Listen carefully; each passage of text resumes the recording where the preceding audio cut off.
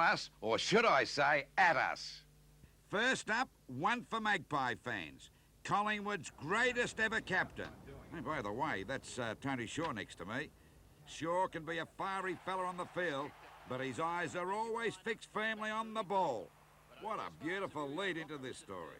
Tony, since you've been at Collingwood, you've met some great characters. Billy Picken comes to mind. Probably the funniest thing with Billy was at Victoria Park one day. We were playing Geelong, and I ran past Billy, and about 3 Geelong blokes had jumped on top of him, and they were really getting into him, punching into him, and I ran a couple of more yards, and I looked back, and I saw the 3 blokes just jump off Billy's back, and I thought, gee, that's an amazing show of strength, and I went in the rooms after the game, and I said, Billy, those blokes had you, you know, what was the reason, you know, they just jumped off your back, and he goes, well, I was there, you were right, they were punching into me, and right at the end, I just looked up from underneath the pack, and I saw this part of an anatomy hanging out of these pants, and he said, well, I bit him.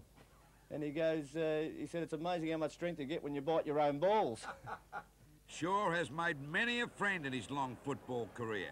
It stands to reason that Footscray footy legend Dougie Hawkins, another knockabout bloke, is among them. In fact, you can bet on it. Oh, our careers started at the same time, and we've had some good times, and normally we have a bet on the toss before each game, and this game at the MCG, you know, one of the greatest improvements in footy, I believe, are electronic scoreboards, because if you like having a bet like Dougie and I do, these days you get the name, the race name, the numbers, and you get the names of the horse and the dividends. But this day at the MCG, we're just about to toss the coin. He goes, I've got to tip in race 4. And I said to Dougie, I said, you've got to be kidding, this is the middle of the MCG, what can I do about it? And he goes, keep your eye open for it.